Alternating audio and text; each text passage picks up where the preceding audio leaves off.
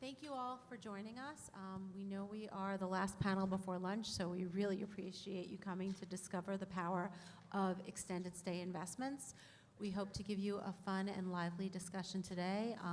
There will be an opportunity if anyone has any questions. We do ask that you raise your hand. Please tell us who you are, your company name before you ask a question, but as much audience participation as possible would make the panelists very happy because they really don't want to answer my questions, I swear to you. But for those of you who don't know me, my name is Stacy Silver.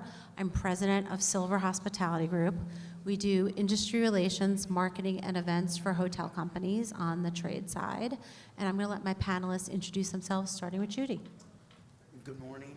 My name is Judy Pickledge. Is this on? Can you?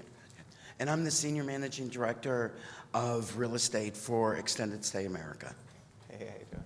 Hey, good morning, everyone. I'm Jesse Heidorf. I'm the Senior Director of Development for BWH Hotels. Good morning, everybody. Thank you for joining us for this session. My name is Matt Hostetler. I am the Chief Development Officer at Red Roof. Hey, everybody. Jason Ballard. I am the Head of Operations for Hyatt Studios and our newly launched Hyatt Select brands based out of Chicago. Whoop, whoop. So now that you know who we are, we kind of want to know who you are, and I promise you don't have to stand up and introduce yourselves. This is really simple. We're going to see if you can follow directions, and I promise you I will leave someone out, because I always do. How many owners are in the room? Raise of hands, just owners, if you own a hotel. This guy owns 2, apparently. I like that. How many management companies are in the room? Oh, he's got 2 management companies, too. Look at this. How many brokers are in the room? Hotel brokers, selling hotels, okay? How many finance people? Anyone in finance? Any consultants in the room? Okay. Any purchasing people? You're everything, let me tell you. I do consultancy with my wife and daughter every day. I like this guy. Or do they do it with you? Any purchasing people in the room? Okay. Designers, architects, vendors. Okay. Any students in the room? Any association people in the room? Anybody who I forgot that did not fit into the category? I always forget someone. What is it? Brand. A brand, sorry. So I always forget someone. Any brands in the room? Sorry. I always forget someone. I tell you that constantly. Well, thank you all for joining us. We really appreciate it. So first question. Extended stay has become a pretty hot segment. I think we can all agree with that, especially post-pandemic. There have been a lot of new entries into the space. I feel like every day the brands are adding more and more products, especially in this category. So Jason, we're going to start with you. How much opportunity is there still for extended stay? Yeah, that's great. Speaking of new entries, we just opened our first extended stay hotel, the Hyatt Studios, Mobile, Alabama, at Tillman's Corner. So a shout out to the 3H group, Grace Construction, doing an amazing job at putting this together. You know, we are newer in this space, so I first want to start being grateful with everyone on the panel who helped show us the way. You know, for us, it was a real learning experience. Everyone you see here has been in this business for a long time. We have had Hyatt House in the upscale segment of extended stay, but for the first time now we're in the upper mid-scale segment. So it's a first for Hyatt. We really started with learning and listening, right? I think that was the most important thing we could do. I became a student. I studied Matt Hostetler and all the great work he's done, and many others, exactly, and many others in the industry, right? We wanted to make sure we got this right. So we started with, I guess, 2 parts. One with the owner's side. So on the owner's side, we made sure that we went and talked to owners and developers and general contractors who are actually building these products. And we said, what do you like about your build process? What don't you like? How do we make it better? We know that build cost is a huge part of your formula for the owners in the room on that return on investment. So we studied that really thoroughly before we even got to our first prototype. And on the guest side, we went out and surveyed our World of Hyatt guests. So we talked to World of Hyatt credit card holders, people that love Hyatt so much that they have the Hyatt credit card, and they were spending some portion of their money on other brands. We're like, we get the Hyatt credit card and you're spending at Best Western? What's going on, Jesse? Come on, man. And so we're asking them, why are you doing this? And they say, well, there wasn't a Hyatt within 20 miles of where I wanted to stay.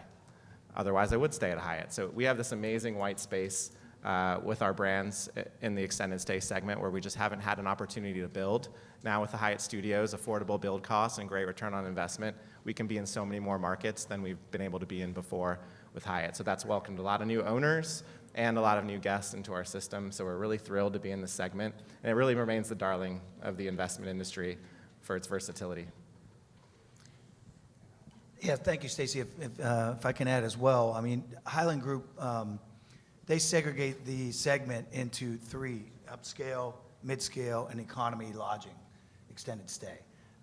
The biggest opportunity in this space, and why you see, quote unquote, as you say, many brands jumping into the space, is the economy lodging sector.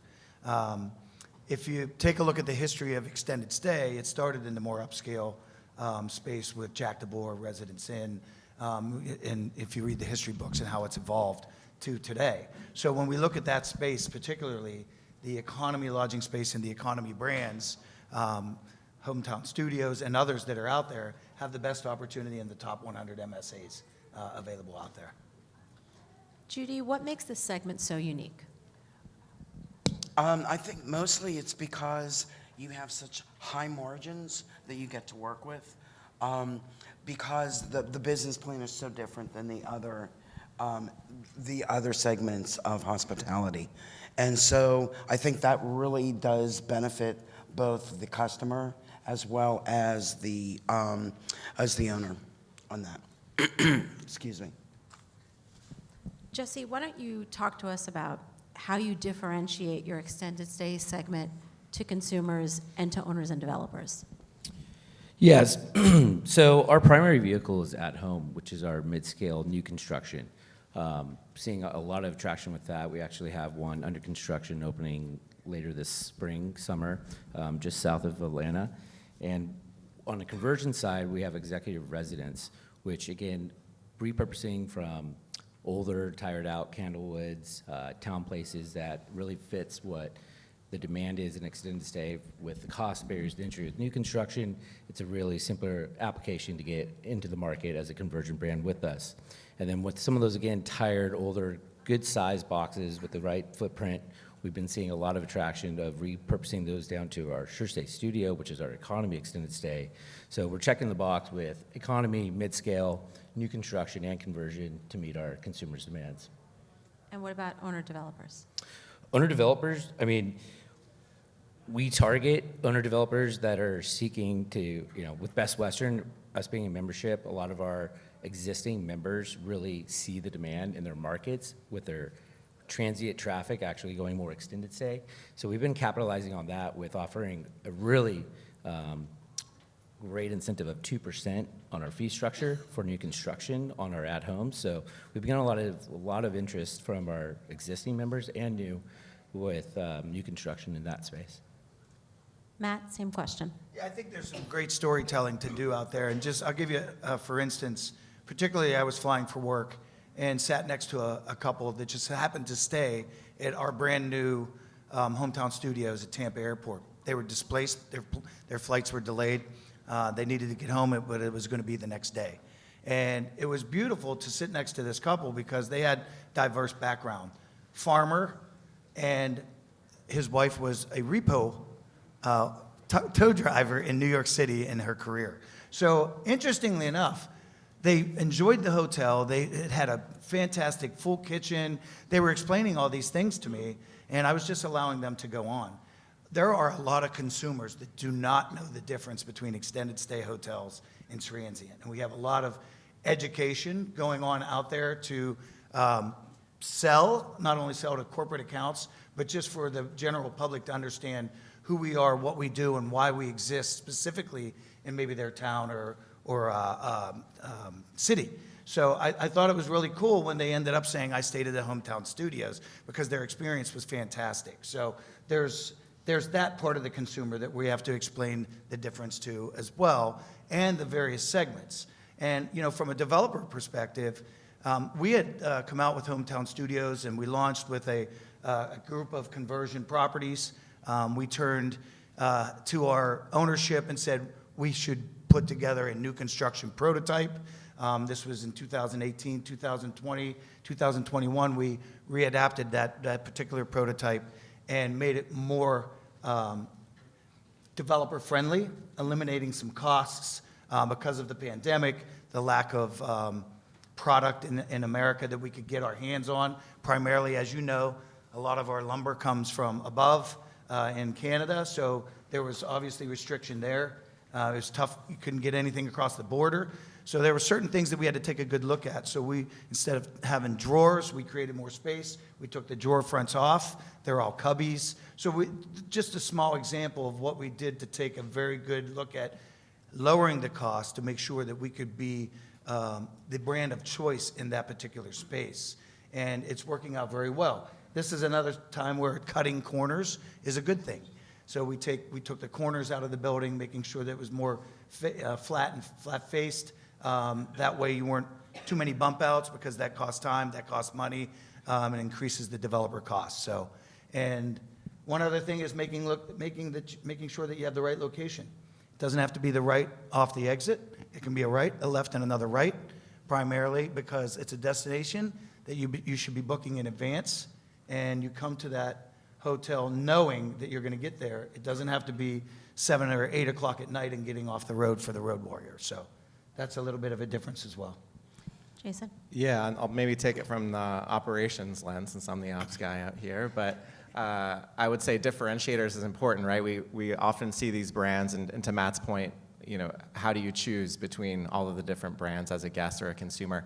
We tried to find differentiators that would make our product different. So we went so far as to build a model room facility with a public space. We walked customers through there, like, you know, big bookers like CLC and ALE, to say, okay, what resonates with your client base? What are things that your clients are asking for? AAA, give us your checklist and let us know what you're looking for so we can make sure we have these things in our hotel. And we actually settled on 3 things that we really thought were big differentiators. One is, I see a lot of people using their devices. Pay more attention to us up here, okay? Just kidding. But people, you know, internet, obviously speed is important, right? You got your watch, you got your iPads, you got your phones. You're probably bringing your kids with you to your hotel now, so we're talking 10 devices in a room now sometimes at minimum. We're doing fiber internet in Hyatt Studios all the way to the room, right? So we're having 2 gig speed, which we think is a huge differentiator. We have a marketplace that's 24/7. So getting access to easy food, your frozen pizzas, your breakfast items at any time of day. Really important for those guests that are working weird hours, right? You have a lot of overnight shifts with construction and nurses. Important they can have food on their terms. And third, a really interesting one that's really stuck with consumers is in the room, we did a 3-in-1 microwave. So it's a microwave convection oven and an air fryer. And I don't know anyone's using air fryers out there, but man, you can make a nice chicken and good piece of salmon in an air fryer these days. And even Sounds though people like you've might experimented with that. Oh, you know it, Stacy. We had parties in those rooms. Yeah, we could accommodate many people with those air fryers. So yeah, really just finding those things that stick, even if people don't use it, right? It's kind of like a pool. Some, you know, people look for a pool, they might not use it, but if you don't have it, they might not choose to stay with you. We thought, okay, 3-in-1 microwave, you might not use the air fryer, but just having it available to you is something that might say like, oh, hey, maybe I will stay at Hyatt Studios next. So I think finding those unique selling points and trying to separate ourselves from the sea of sameness was important in the space. And how does that resonate with owners? Well, at first they're like, oh, I got to pay an extra $200 for this microwave? Heck no. All right, well, let's look at the data. We talked to these customers and they said they will stay with you. We will book an extra piece of extended stay business if you have this 3-in-1 microwave. All right, sign me up. It's not an opinion anymore, it's data backed. So I think that's what really resonates with ownership, right? If you can show a financial return, of course we'll spend money on it. So we have the data there to back it up with customers that have given us this feedback, and that's been really powerful in spreading that message and making those decisions, and really helping an owner maximize their return once the hotel does open. Judy? Yeah, I think the key here is providing enough amenities so that the customer feels at home and wants to stay, but also reducing any extra stuff so that you can keep your pricing down and your rates down. You know, Extended Stay America, that's all we do is extended stay. We have 3 brands. We don't have any transient type of business.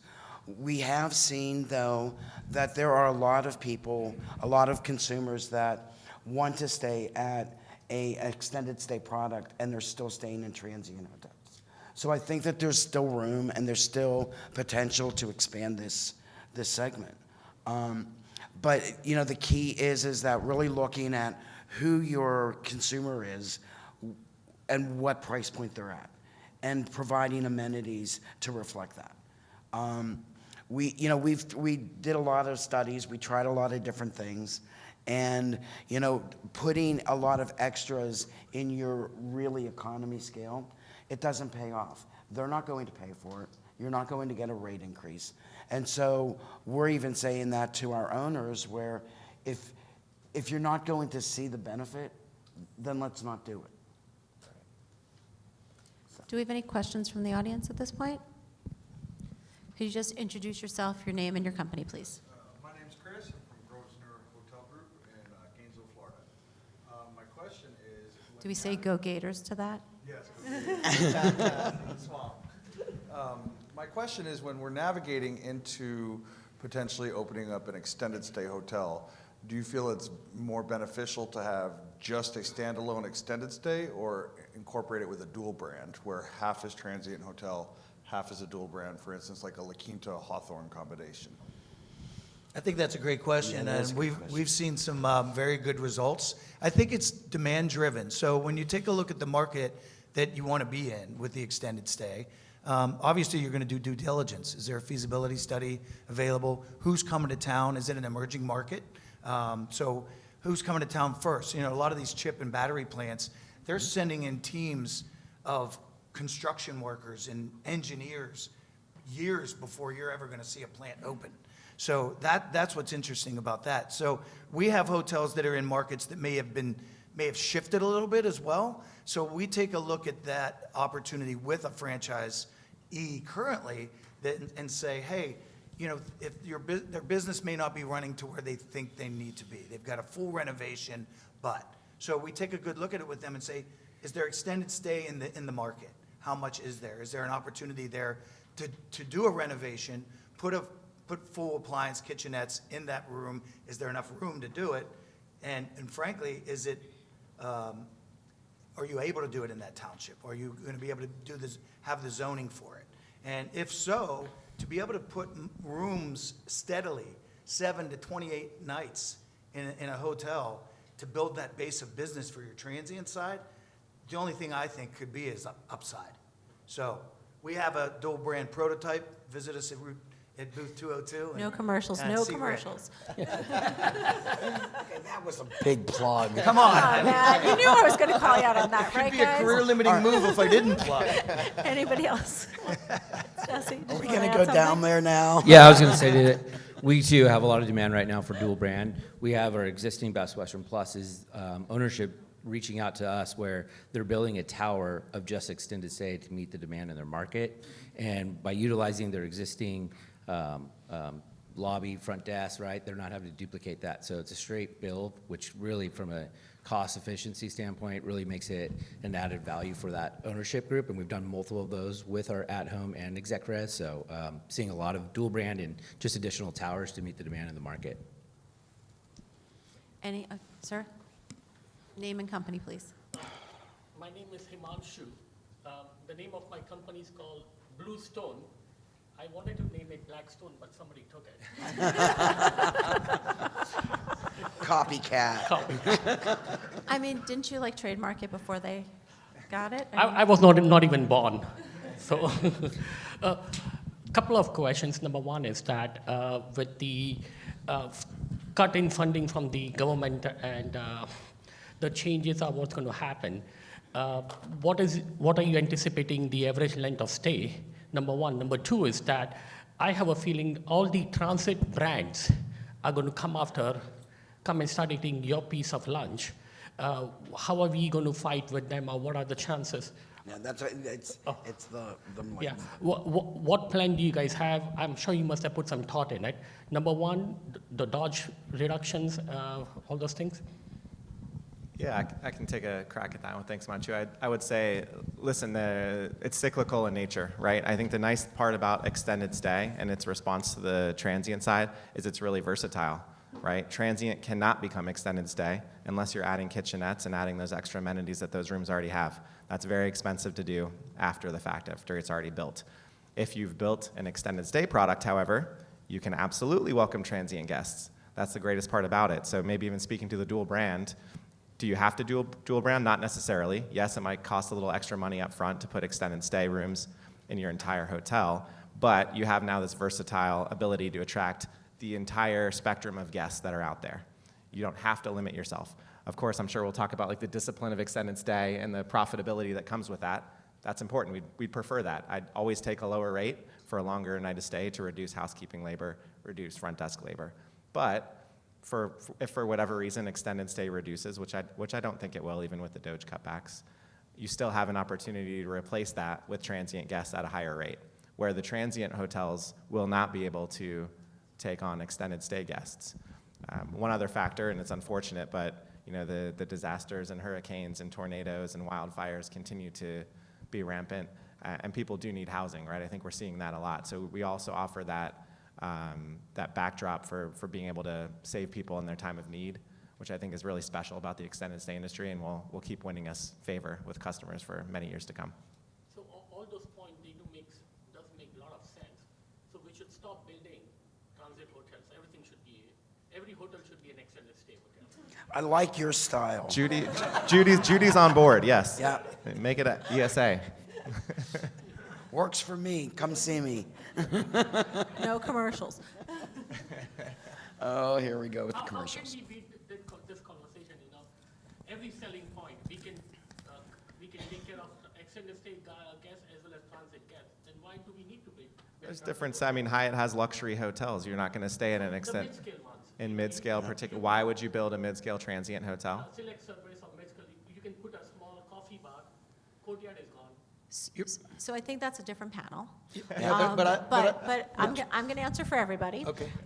I think consumers want different things depending on what type of vacation they're taking. For a business trip, a leisure trip, a family trip, soccer mom trip, whatever the case may be. And that's why there are so many different hotels in different segments. Yes. That's how I would answer that question.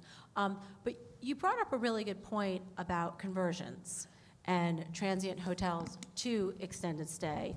Are any of you doing conversions or have done conversions? Judy? Yeah, we have a lot of franchisees that come in and they want to convert their assets. One of the biggest components with extended stay is you have to have a full-size kitchen. You have to have that full-size refrigerator. You have to have at least a 2-burner cooktop and a microwave. And what we're finding is that when people want to convert a transient hotel, it can be very cumbersome. A lot of times the rooms just aren't configured correctly. They're not large enough to where you can't put it in to where it is functional. And then the other issue is that, you know, sometimes you run into a lot of HVAC because you have to, you know, reconfigure your air condition or your air and your ventilation and things of that nature. So while we try to accommodate that and work with it, it does get tricky, and you have to make sure that you have large enough rooms in order to accommodate the need for that kitchen in it. So, it can be challenging. Anyone else doing conversions? I think she touched on it very well, including the electrical, the panels, all of the power going through the building itself, depending on when that building was initially constructed. And I saw my buddy back here in construction in the back somewhere. He would agree that there's some very, very power-driven usages throughout the building with all of these appliances. So it can be very costly the older the building is. Anybody else? I mean, everything they just said, echo it, right? The demand's there. We see some of our more sophisticated younger developers buying these older assets in markets where they do their feasibility. The Highland Report all show them that there is demand for extended stay that's not being met, and their ability to in-house construction, FF&E, to build out a extended stay product is something that we're really bullish on and working with. Yeah, I think most importantly, if you have an asset that you're thinking about, I know everybody, there's so many hoteliers in here, you're aware of this, but the key is making sure that you're zoned properly first. and then do your due diligence on the demand generators in the market, and then figure out cash on cash, return on investment, and all those things before you dive in. Because you could get far enough down the line where you've spent enough money, and the township board Rejects says, it. you're doing what? Yep. No, thank you. I was going to bring that up. It's really check with your zoning. And because a lot of these jurisdictions and municipalities are tightening up on it and what you can do. Because it is so similar to a residential component. Yeah, and as we educate the consumer, we have to educate the cities and townships Yes. as well to understand what this segment is and who it serves, because it is a business traveler, sometimes just a traveler that wants to. A friend of mine went to like 18 ballparks last year, took his laptop, did work from the road. So gig workers, traveling nurses. This is a segment that needs to be here and grow and continue to grow for that segment of, as you said, there's multi types of travelers out there. So, and this is one of them. And we talked about the catastrophic events that we all realize. And, you know, so the extended stay puts up the FEMA workers, they put up the construction workers and the evacuees. You know, I know that our hotels out in LA, we just ended up going, you know, off the charts as far as occupancy, because you had the fire evacuees, you had the insurance appraisers that were coming in, and they all need places to stay, and they need to stay them for a long period of time. January 24 over January 25 over. Oh, I'm sorry. 25 over 24 was massive increase in the extended stay revenue space based on what she said. Now, nobody ever wants to grow their business because of that, but we were here to serve that. Yep. And that's what we do in the hospitality business. So now the question none of you want to really answer. So I'm an owner. I've already spoken to my municipality. I've done my due diligence. What's it going to cost me? And again, I know it varies, so give me a range to convert a transient to an extended stay. Like what, because I had to put it in a kitchen, I assume? That's Like what- really a hard call, because it really depends on what the box is that you're starting with. I mean, if you have to take down walls and combine rooms in order to accommodate a kitchen, that's going to be really expensive. I mean, I don't think that there's a set amount where you can say it's going to be, you know, 20 a key or 30 a key. It really depends on what you're working with. Yeah, the best way to look at it is to try to find the data from your client Yeah. that's doing it and compile it all. And I'm going to, you could probably be anywhere from 10 to 20,000 a key. That's wide not enough more. range to keep me out of trouble. Yeah. Yeah, and with studios, we're, you know, a new brand at this point. Obviously, we have one hotel open. We have over 50 deals signed, another 250 in negotiation. Almost entirely new builds. With conversions, it's no, but not never, right? You have a nice Key West property. Yeah, we'll take a look at that. Please let us know. You know, but So that's a market you're looking at? always. Yeah, now I'm going to do my shameless plug. We do have a new Hyatt Select brand, though, that is conversion friendly and eligible. So come find me after the session, and No I'll happy to talk about that. No Thank you. commercials, your turn to get in trouble. These guys just don't listen, huh? Oh, I missed the call. I was on a plane. Yeah, I've seen an executive residence converted over to, a Best Western converted to an executive residence, and they had in-house construction. He had his FF&E sourced through India, and that came out to about $15,000 a key. And again, that was an experienced owner-operator with his own, team to put that together to keep that competitive where it penciled. But I would say, again, 10 to 20, if not more, and doing your due diligence is a big part before you start. Any questions from the audience? Do you think that there is a stigma of extended hotels attracting low-rated business, such as sex trafficking, homeless people, guests that put a lot of wear and tear and destruct property? And if there is that stigma, how do we rise above it, prevent it, overcome that type of guest from checking into our hotels? Yeah, I won't shy away from that one, being in the economy space. I mean, that stigma is in the industry overall. Yep. Not just the economy space. But it comes down to the management, the operator, making sure that we're doing the right things and working with the right agencies to bring those folks in that are displaced, because homelessness is an issue in the U.S. I mean, we've put a lot of immigrants in hotels. We've put a lot of immigrants in homes. I mean, we're the United States of America. We're trying to give everybody the best opportunity. So, yes, it's everyone's responsibility to make sure that that stigma moves on. And it's unfortunate, but we have to continue to do our part. Not a shameless plug. Our company makes sure that we're trained every year in human trafficking, and it's not an option at our company. And we send it out to our franchisees. Our operations team works with the franchisee, making sure that they're trained as well. Keep making sure that their properties are safe for themselves and for their current customer base as well. And Matt and I sit on the ESLA board, the Extended Stay Lodging Association board, and that's a great advocacy group for all things extended stay, right? AHLA is also forming a subcommittee specifically for extended stay. I think supporting those groups is a great way to help change the message.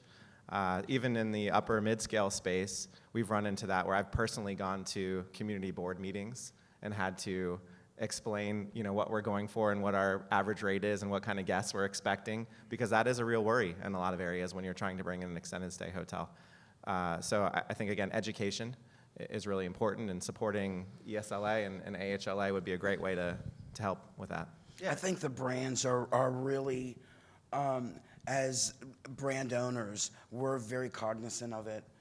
We do have all of our team, our staff trained on sex trafficking and human trafficking, all of those things. And so it's communications, and it's just education. And most importantly, you're investing in an asset to be in the extended stay space. Why? For the travelers that we want. Yep. So we have to make sure that we talked about the model. Getting the model to where you are 7 to 28 night stays. People check in, people check out. Doing the right thing. You might be going to sales and marketing soon, so I don't want to go too far ahead. But when you're building that hotel or renovating that hotel to an extended stay, is making sure that you're pre-marketing. And if it's a new construction, hiring your GM early enough, hiring a director of sales for the local sales effort to bring that customer in that you're really there for, to drive into your hotel and who you want to serve. So that's really, really important, that we don't build them for the bad things. We build them for the right things.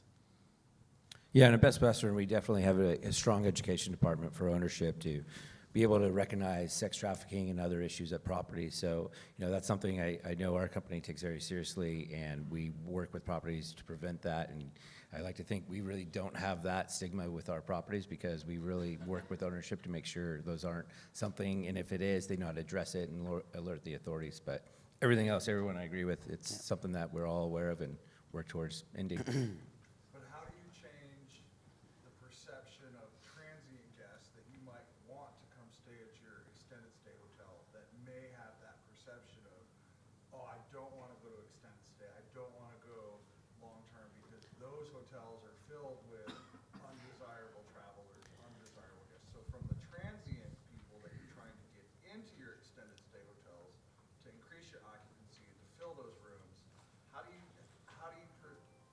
is there a way to overcome that? So you're So, talking about yeah, that's- you're talking about customer mix, how Yeah. much transient or extended stay you want in an extended stay property. I mean, I think that we all may have varying opinions of this, but because all I do is extended stay, the more transient business that I bring in, that really stresses my business, my operating model. And so I don't want transient business. I'll take it, but that's not my preference. My sweet spot is 14 to 21 days, around in there.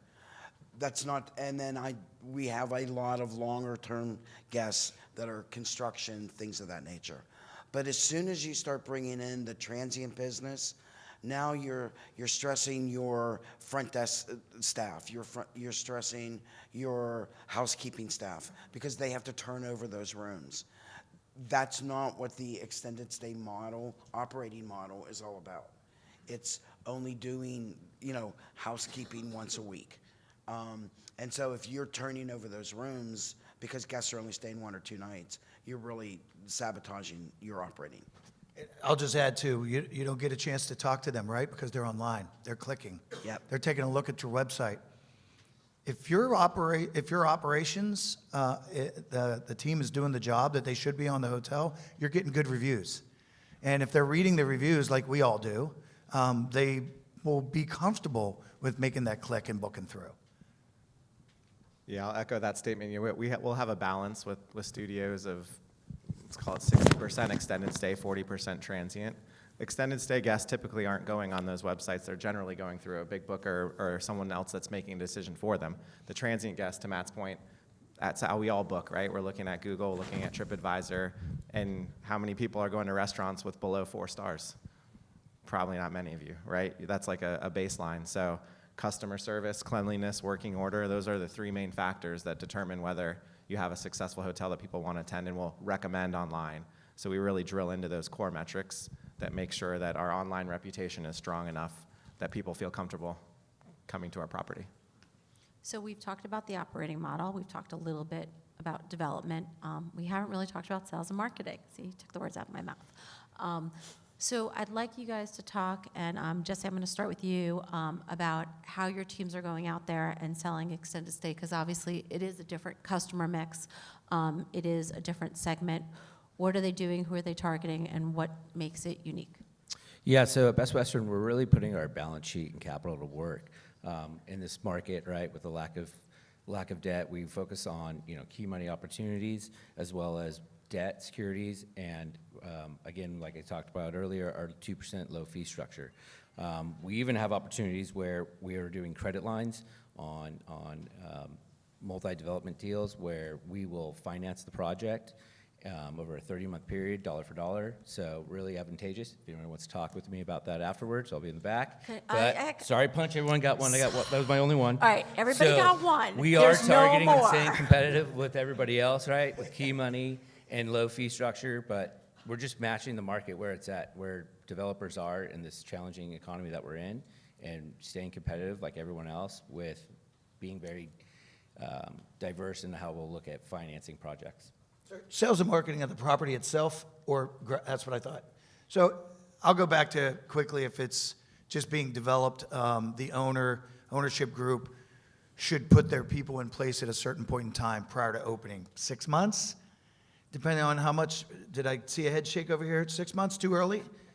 Depends on what scale. Yeah, depending on what scale, that's fair. So, getting ahead of the game, getting with your franchisor, the parent company to say, get me in the RFP process, going your local sales effort, making sure you're calling on all the companies that are in your market, 10, 15-mile radius, because people that stay at extended stay will travel a little longer to the office or to the job.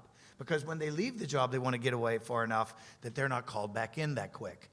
So that's very important. But I think it's really important to find out who's coming to town, go into the business development offices, Chamber of Commerce, what's growing, maybe what's going. Because sometimes you're going into a growth market, but there's some of the companies that you may be targeting, maybe leaving town and you're not aware of it yet. So a lot of good things there. And obviously, your national account sales team with your brand. No plug, but we have a great organization there that some people aren't aware of. All brands have national account sales teams. They have accounts. He mentioned CLC. We all do business out there, and they're the ones that we want to connect with. That's why you're paying fees. That's why you brand. That's why you franchise, because we have models. We have smart people in the room that are in the rooms that are thinking about how we drive business to our franchisee model. Yeah, I mean, hiring directors of sales is getting harder and harder, more expensive and less qualified as time goes by. So we really tried to think of how could we, even in the upper mid-scale segment, supplement having a director of sales on site. And we took a 3-prong approach, which is we have our global sales force, which is looking at those big Microsoft, Google accounts, regional sales, which will look at the Publix, grocery stores of the world, and then local sales, right, particularly focused on extended stay. And then to Matt's point, I think really the benefit of major brands is access to decision makers at these big booking facilities or groups like ALE and CLC. You need And to with have us those. only doing extended stay, our national account is very different from other hotel companies, because that's what we focus in on. For 30 years, that's all we've been focused in on. So our national accounts are all companies that are dealing with the guests that need to stay for that long-term business. We don't have a lot of transient national accounts. So now I'm going to ask you guys to take that crystal ball out of your back pocket and look ahead 3 to 5 years. And 2 parts to it, answer whichever part or both if you want. What is going to be the next trend in extended stay? What are we going to see? And what is the future of the business of extended stay specifically segment look like? Is it still going to grow? Are we going to hit a peak? More consolidation, more new brands, new entries? Kind of what do you think? Judy, I'm going to start with you. I think it's going to take a while for all of these new brands to get their footprint out there. We are located in 43 states right now, and it's taken us a long time to get to that level of coverage. And so these new brands that are coming in, I think it's going to take them a while to really be able to be there and there and there and there and there. So you still have a long ways to go. I don't think that the extended stay product or the demand is going anywhere in the near future. I think that it's only going to get more demand brought onto it, just because of the uncertainty of where we're going and what's happening in the government. So. Jesse? Yeah, so I agree with what Judy said, and the demand's only growing. I mean, pre-pandemic, the demand was there, and COVID just accelerated the demand for extended stay, and we see that again with all of our channels and brands and segments for extended stay. I think it'll just, like Judy said, take time for these brands to be absorbed into their markets, but as a father with 2 young kids, I look for a microwave for mac and cheese and a fridge for milk, so it's What one of those about where... an air fryer? Pardon? What about an air fryer? Probably Come not on to gonna the do air studios, fryer, Jesse. but Come I'll on to the studios. I got you, man. Give me a free night and I'll try it out. You're going to be in your brand standards meeting on Monday. Yeah, I'm running home and saying air fryers. Exactly. Air I fryers. like it. But no, we're bullish on it. Like I say, like everyone on extended stay, and we're excited to continue to see the success of our brands grow. Yeah, we're very excited too. As again, the initial part of the conversation started with the 3 tiers in the segment of being economy, mid-scale, and upscale by Highland Group, and very reputable. If you want to subscribe to them, just Google them, look them up, reach out to them. You can get all this information about the growth. The biggest growth opportunity is in the economy space, not because I'm there. It's just the numbers are there to show that we're not in all of the top 100 MSAs. Mid-scale has a great opportunity for growth as well. And again, because the upscale has been around much longer, it looks as if they're peaked, but you're still going to see 2 to 3.5% growth year over year in room supply in this space because people like it. Labor's less, operational expenses lower, and if I look at it in 5 years, I'm hoping that our size is much larger, and that the industry in this segment is more respected in cities and towns in which we live. Yeah, studios is positioned, I would say, in that mid-scale to upscale range, right? So we're not necessarily directly competing with everyone here, but we have at Hyatt a tremendous white space in this area. So we're represented in 95% of urban centers, but 10 to 15% of suburban areas, right? So we have this pent-up demand from our loyalty base, which is now 54 million, that is predominantly at the upper end of all their segments that are looking for places to stay with Hyatt. So we are really bullish on the extended stay space, and specifically with the Studios brand, to offer more stay occasions, right? So we have this strategy, I guess, twofold, where we've done a lot of acquisitions at the high end, where we're taking on all-inclusives, luxury and lifestyle with Standard acquisition, Apple Leisure Group, Dream Hotels Group, And we're supplementing that with now being at a market scale that we haven't been before. So we have this opportunity now to like earn all these points at a Hyatt Studios and then take your family on wonderful vacations to the Caribbean and to New York City and all these locations. So we feel the value proposition and extended stay is really strong for us, and it will be great for our owners and guests to have this opportunity. So I want to thank you all for joining us. Special shout out to those of you who asked questions. I want you to know I and the panel really appreciate you asking them because it makes it much more interesting for us. Since they all tried to give a shameless plug, I will tell you they all do have booths in the exhibit hall, so please go visit them if you have any other questions. We will hang around for a few minutes. You kind of did. But thank you so much. Enjoy lunch and have a great conference. Thank you, everybody. Thank you.